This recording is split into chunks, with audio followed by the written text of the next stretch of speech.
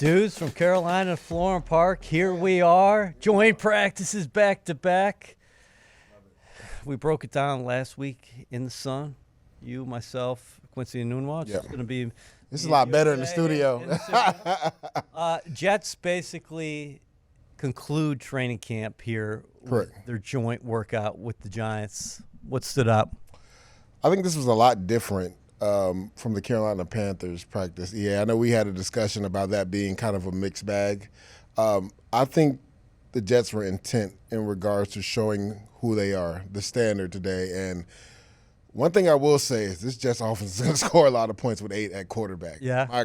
Some of the throws that he made, I know we're talking about this throughout the podcast, but one that comes to mind specifically is a seam route down the seam to Jeremy Rucker. He put it over the linebacker's head in front of the safety where only Rucker could catch it, but it was the velocity of how the ball popped out of his hands that was like eye-popping to me. Like only like 3 or 4 quarterbacks are making that throw in the NFL. Yeah. Again, with him at quarterback, this Jets team is going to score a lot of points. I've seen every training camp practice. I think the play at camp was Rodgers to Garrett Wilson down the sideline. Like that today. For about a 65-yard touchdown. Correct. And the protection was amazing on that play. And me and you talked about this, EA. Tyron Smith, that's a different dude. That's a different dude because he was going against Brian Spider Burns, who's one of the top rushers in this league. And the way he neutralized him on that play, I hadn't seen anybody do Burns like that. Now, again, it's one play. You're going to get got in this league. That's what it is. But it was the way it happened, EA, that really opened my eyes because it seemed like it was easy, right? And that dude, when healthy, I think everybody knows this, is one of the best guys in the league. I mean, he was second-team All-Pro last year, right? And didn't even play a complete season. Yep. So that lets you know how good he is. So, again, the offense, and I think what people aren't talking about enough is this defense was top 10 in sacks, I believe number 7 in the NFL, without having to lead in the game for most of the season. Mm-hmm. With this offense, the way that Aaron Rodgers looks, the way this offensive line is blocked, you would assume they're going to have a lead in most games or in a good portion of games. And that is going to really play well for how this defense is made up in regards to Robert Salah and his defensive line and Jeff Ulbrich and the way he calls it, how they'll be able to pin their ears back and go get the quarterback. So, again, I thought this was a much more of a dominating performance by the Jets than it was versus Carolina. I stuck with the offense most of the day. Yeah. So I'm going to get to you and the Jets defense versus the Giants offense here in a couple moments. The only thing that I think stopped the Jets offense today were a couple drops early in the red zone. Mm-hmm. But after that, it was just the consistency. Oh, man. You know? Yeah. You feel like sometimes with Rodgers playing quarterback, it's inevitable that you're going to get down the field and you're going to get into scoring territory. And I think the biggest thing compared to last year and this year, EA, to me, was the protection. Yep. Like, Aaron Rodgers had time. Like, they had a 2-minute drill at the end, and there was a play that Brian Burns was kind of banged up. He was behind the line. Even Robert Salah helped him up. But in Aaron Rodgers' fashion, he rushed everybody to the line, hiked the ball before, Brian Burns could cross the line of scrimmage. So it would be encroachment on the defense, and it's a free play. Yep. That would have been a touchdown, but they called the penalty, and they brought the ball back. And the next play, Aaron Rodgers gets the ball tipped at the line of scrimmage. Interception, but the Giants jumped offside. Free play. So it's a free play. When I tell you there was 4 seconds left on the clock, the ball was at the 2-yard line, and the way he was able to go through his progressions because of the protection and then sidearm. I don't even know. Do you know who the touchdown catch was? Allen Lazard. Allen Lazard, that's right. Yes. They had a cross. They had, I think, a scissors concept right there. But it was the way that Aaron Rodgers threw it. He sidearmed it. It was ridiculous. Like, me, Joe Douglas, we were sitting in the back watching it, and I just looked at him and said, excuse my French, that's ridiculous. Like, there's no way, like, he should be able to do that. Like, to throw it around a defensive lineman's head, sidearm, but to have the pace of the ball that was there to get it to Lazard so nobody's hands gets on it.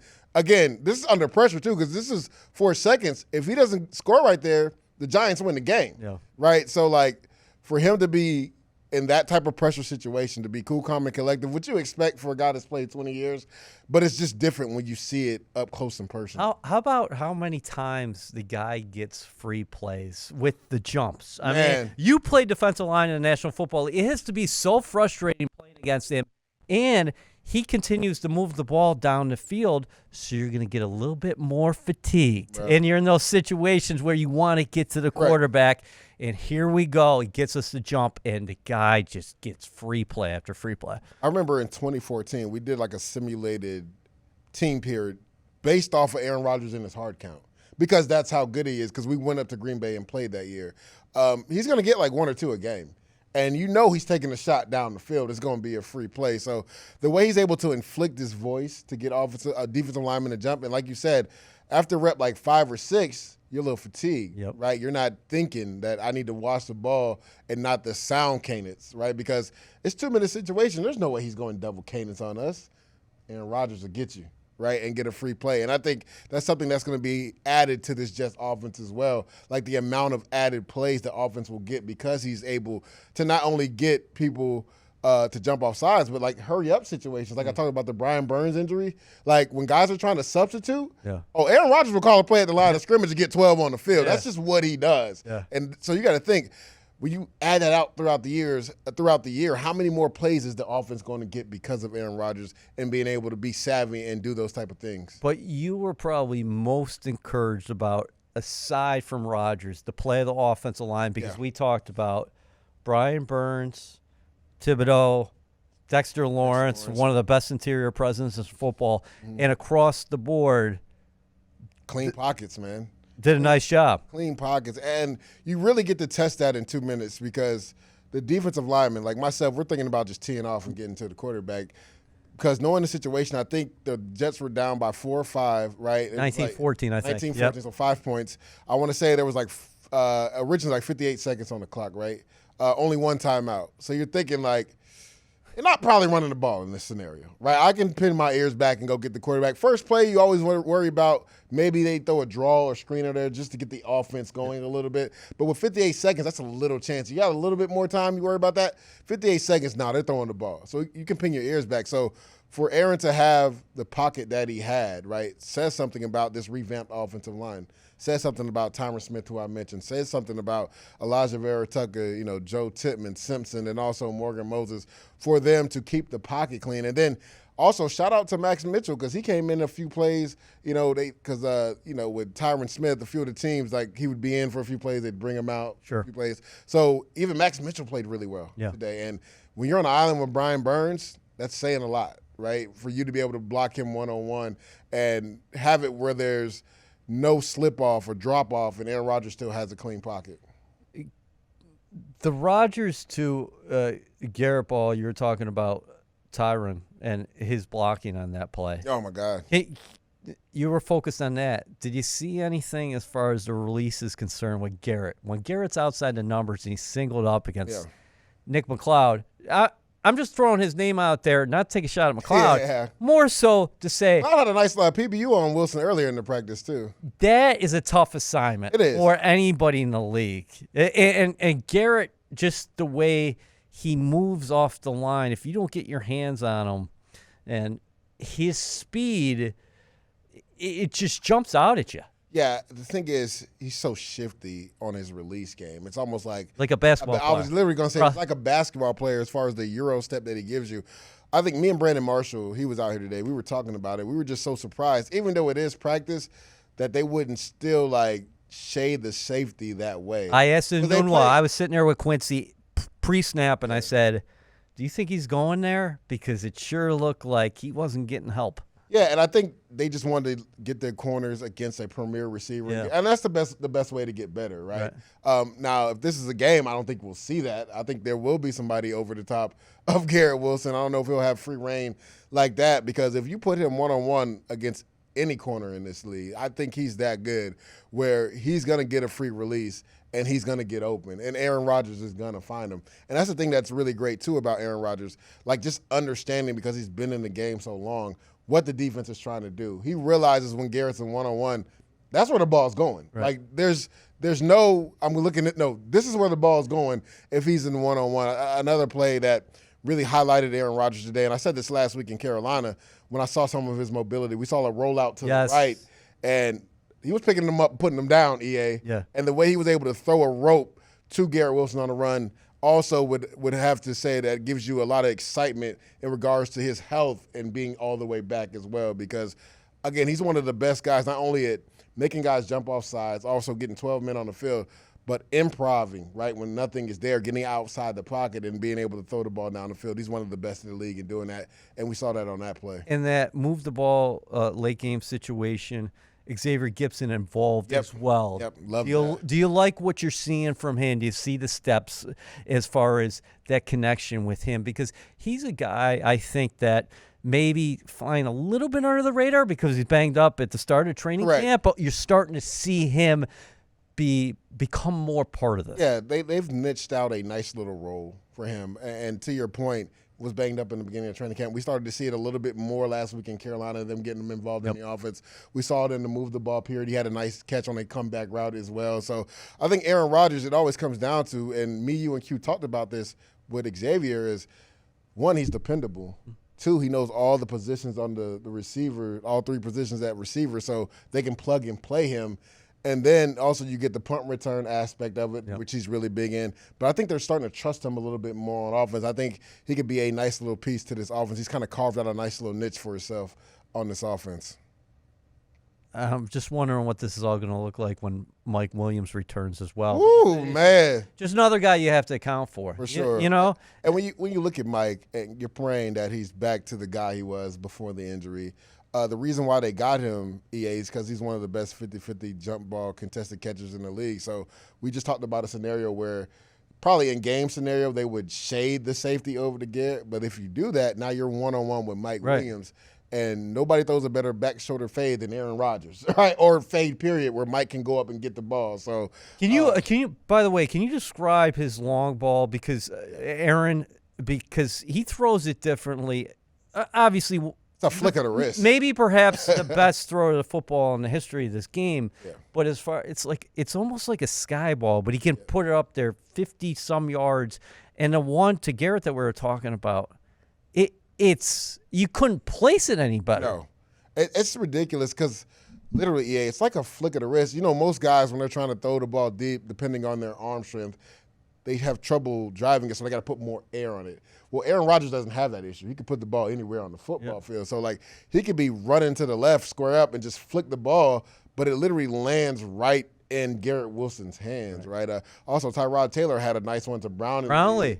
Which was a nice adjustment by Brownlee. He put enough air on it so he could adjust to it in the air. And the second team offense went down and scored on move the ball too. So, but yeah, with Aaron Rodgers, like I said, the play to Rucker was just utterly ridiculous. The sidearm throw to Allen Lazard for the touchdown, ridiculous. And then the one to Garrett Wilson when he was one-on-one with McLeod, great protection, literally just flick of the wrist, and he put it right where only Garrett Wilson could keep. All right, let's flip it to the defense side of the ball. Everybody was talking about Sauce Gardner meeting Malik Neighbors for the first time. What did you see from not only Sauce, but the other guys out there, whether it be DJ Reed or Brandon Echols, because they moved this guy around? Yeah, I thought the defense did a really good job. I know we were talking about this last week in Carolina, where I felt like they gave up some plays early to the Carolina Panthers. There were a couple plays that Daniel Jones and the offense made, but the defensive line turned it up. Jermaine Johnson had a few sacks out there. Also, the coverage. There was a couple of coverage sacks, like where Daniel Jones literally had nowhere to go. And just taking it back to the first play of team Jets versus Giants, Daniel Jones was sacked, right? So, like, a defensive line came to play today. Really love what I saw from Quincy and CJ as well from the linebacking position. Great communication in regards to the secondary because there were a couple bunch formation, a couple motion things. They had to work some things out. Sauce didn't get a lot of work today, which isn't rare because people just don't attack him. Actually, Theo Johnson got him a little bit on the inside route, but ended up dropping the ball. But that was the only time I actually saw him one-on-one with somebody where they actually went to him, went towards his direction with the ball. But other than that, we were talking about this off-camera, EA. Like, even in that move the ball period, like, the ball never went to his side. No, it doesn't go to his side. It never went to his side of the field. So if you're Sauce Gardner, I kind of liken it to, Sherman. Richard Sherman used to be on the field like this. Did he really? Yeah, because it's like nobody wants to throw towards me. But he does a really good job. His process is what I really love. that Sauce does. Like, even if the ball isn't coming his way, he's still locked in every single play. You see him communicating with the other DBs. He's locked in regards with there's motion, what they're going to do, if they're going to, China this thing or will they pass things off. He's always communicating with the defensive back. So I really love what I saw from the defense. I mean, like I said, I went back and forth. It was mainly on the defensive side. Again, the Giants did make a few plays in that first team, but other than that, the defense did their thing. All right, so on the field and between the white lines, there's a lot of trash talking. How much talking was going on that side? Because what I noticed was Sauce was a little saucy at the end of practice. Multiple times he's waving to the Giants sideline saying, hey, have a nice trip home. We took care of business today. Yeah, it really wasn't much. I think there was our guy Chuck Clark, he's going to make his presence known. Had another big hit on Eric Gray. I know last week it was Chuba Hubbard. So maybe he just has a thing against running backs. Yeah, I just think he likes to hit, man. He's an enforcer back there. Yeah, nice hit on Eric Gray today, right at the goal line. Stood him up, man, and opened up a lot of eyes on the defensive side and kind of brought some energy to that on the defensive side as well.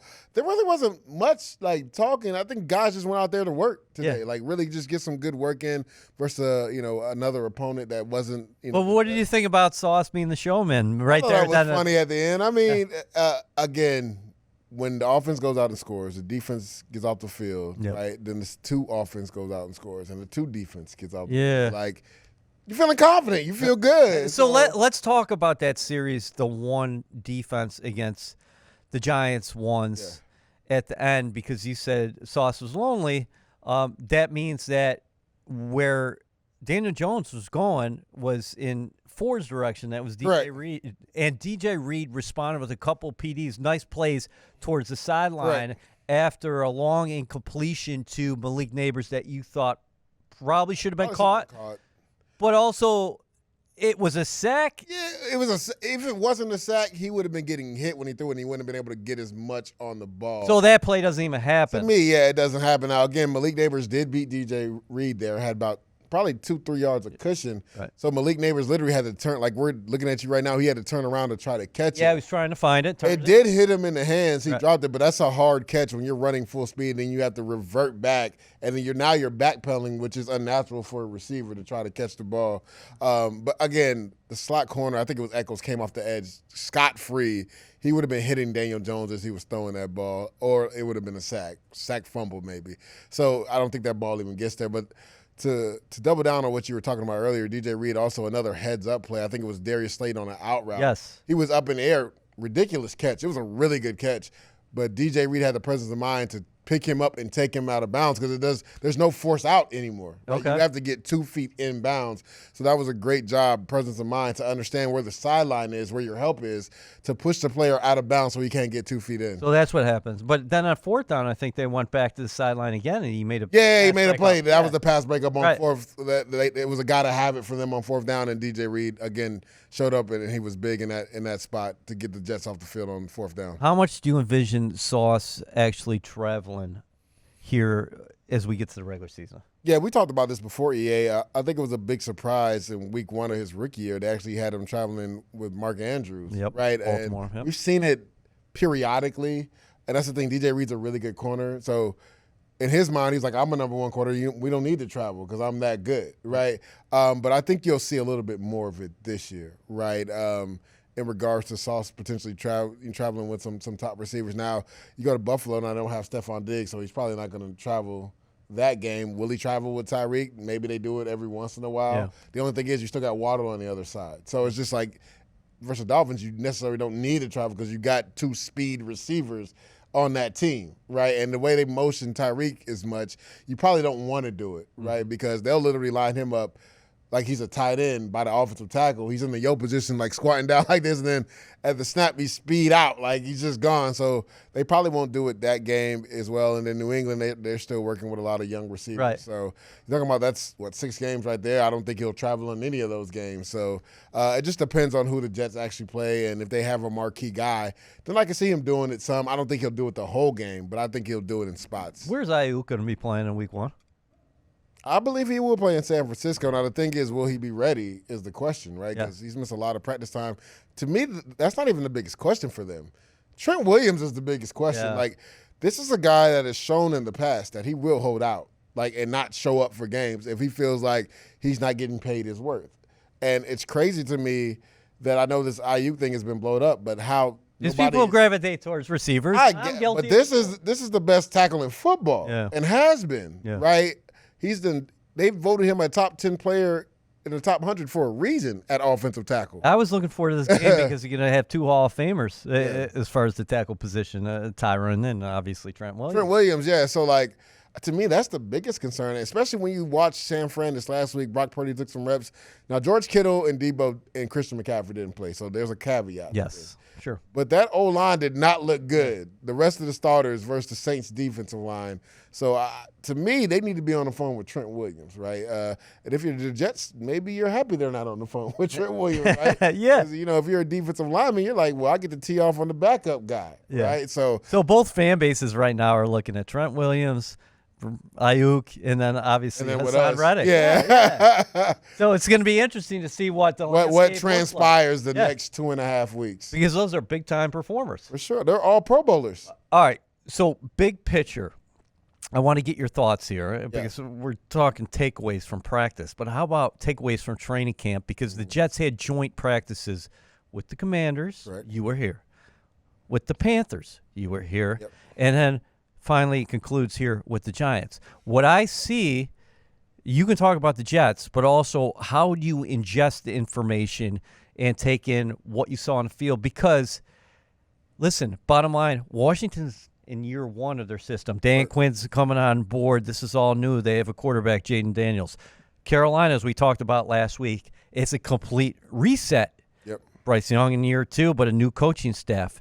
The Giants right now, they have some players, and we've talked about them here today, but they're also a team that feels like big-time transition, and who knows what they're all going to be. Crossroads. Right, yeah, right. So the Jets obviously a very talented team, and you only can practice against who you're going to play, but big picture. Yeah, I see.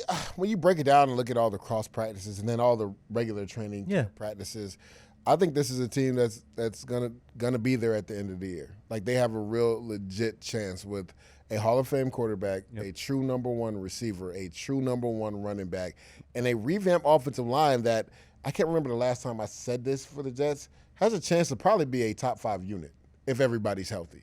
Right? Now, again, people will say, well, that's a big if, dudes, because we haven't been healthy. You have to look at each year different. Yeah. These are two, like, Morgan Moses has always been an Iron Man. Even when he was here, he was healthy and available. Yes, I know Tyron Smith, but he played 13 games last season, by the way. He was a second-team All-Pro. What are you not getting? This dude was All-Pro last year. And 13, that lets you know how good he is, right? And then, God forbid, something happens. We're going to knock on wood. Olu Fashanu has been cross-training at both left and right tackle. And in the game, like, there were some mistakes there, but you see why he's going to be so talented and gifted. Yeah. Right? He didn't practice today. Elbow strain. For sure. But that's fine. Brendan Williams didn't practice last week with the shoulder. No concern. But they're just in a better place. And then on the defensive side, yes, I know we talked about Reddick earlier, but really would love what I've seen from Will McDonald.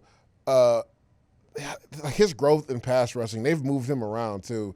I'm not going to tell all the information, but he's moved around some. Like, just be prepared. It's going to be fun. There you go. It's going to be fun on third downs. Jermaine is going to be Jermaine, right? He's going to be steady Eddie.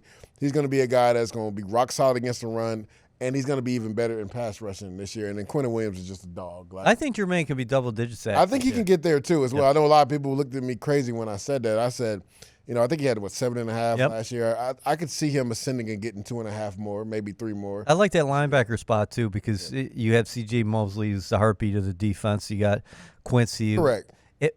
But Jamie Sherwood is at a player, camp, man. He's a player. Like, again, he doesn't play as much just because teams come out in 11 personnel, which is 3 receivers, so you want to match that up and go nickel. That's why Michael Carter plays so much. Yeah.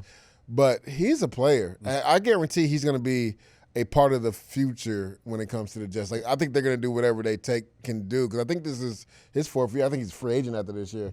But I think it'd be crazy to let him out the door. Robert Salah said before today's practice with the Giants, or the practice with the Giants, that he was asked about what Aaron Rodgers said this week. Rodgers said this was a tough training camp.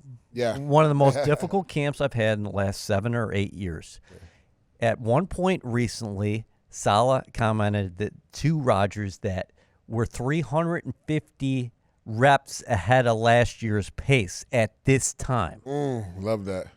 And then he talked today about Salah, about load management, where we are from a sports perspective. Like, you got the sense that Robert went back to his old school roots for training camp this year.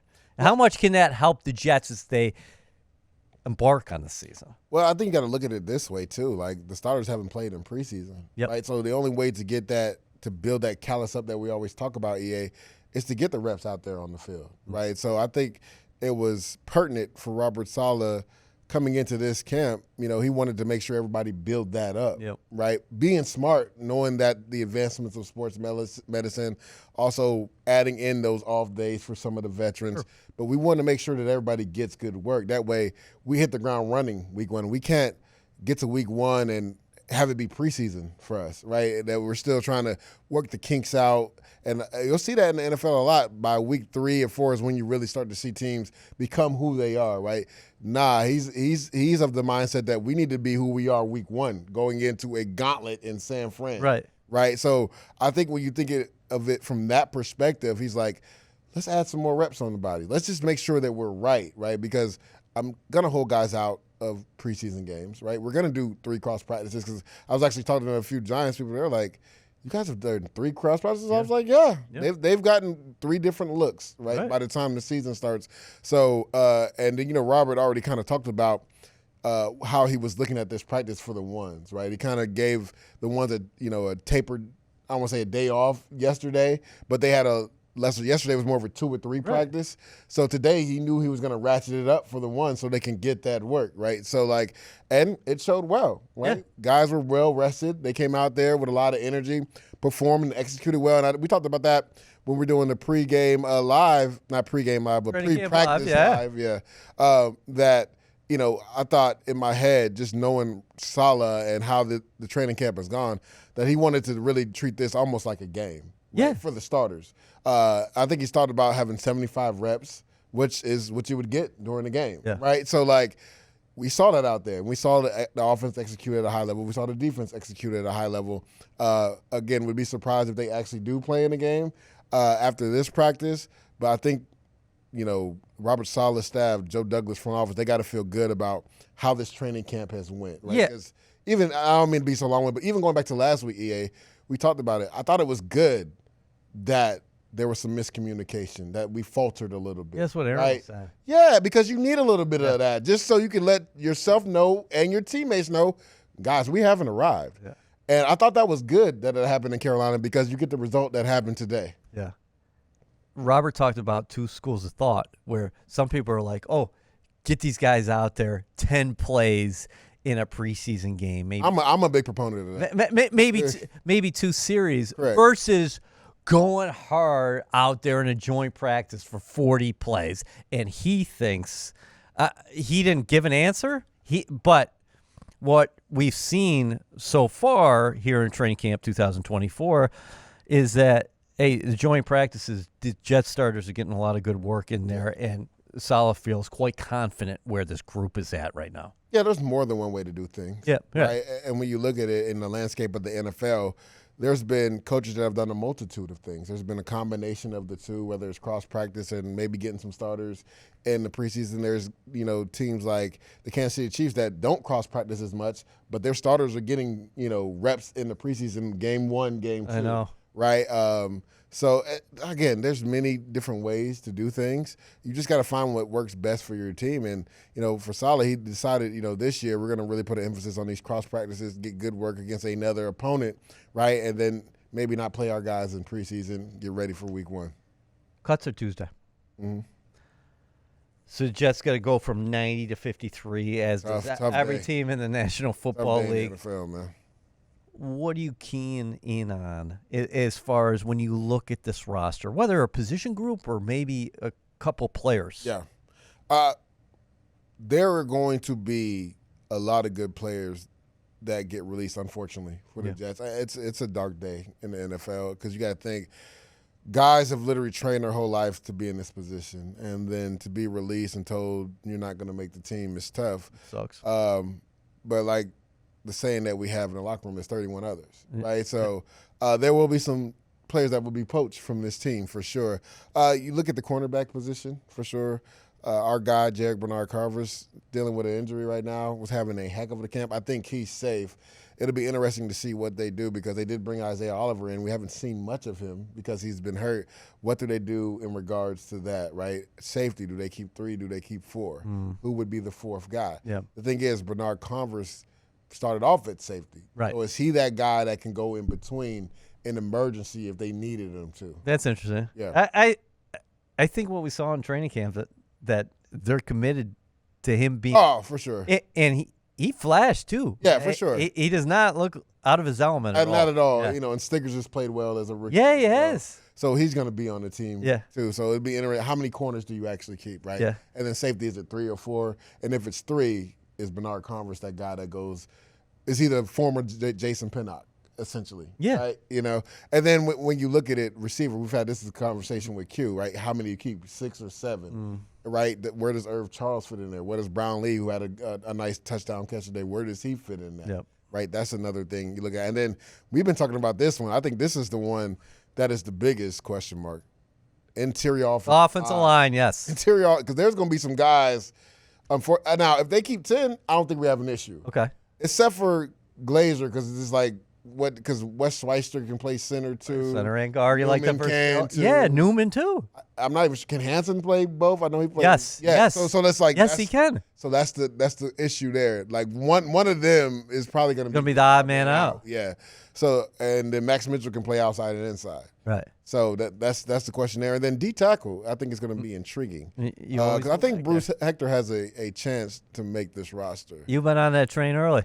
And he had a couple great one-on-one reps, a couple good team reps again today. So, like, he's a guy, Bruce Hector. Don't be surprised if you see his name on the 53.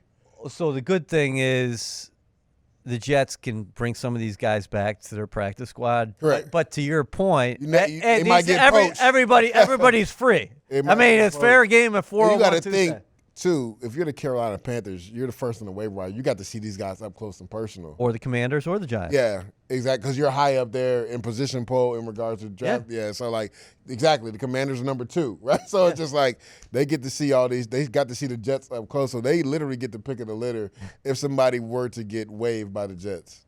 That would be no surprise. And we just watched a former Jet defensive back out there who's now starting at safety for the New York Giants, Jason Pinnock. I can't let him out this building. Just because of the versatility that he brings. Yeah, He's a great safety in regards to his ball skills. Yeah. Right? He knows how to go get the football. But good for him. I'm glad it worked out for him. And like I said, he's a starter for the Giants now. But I like this pairing with Clark and Adams. Correct. Because and we know their roles. Like Clark is going to be the in the box enforcer, a thumper. Yes, Adams is going to be middle field safety who can go get the ball. who is also an energizer bunny, and he's not afraid to lay the long rod at all. And Ashton Davis, add him to the equation. Love him. Well. You saw last year, especially towards the end of the year, they were going 3 safety sets, and Ashton had a real prominent position on defense. I mean, and his physicality is taking another level too. I agree. Oh my God, like.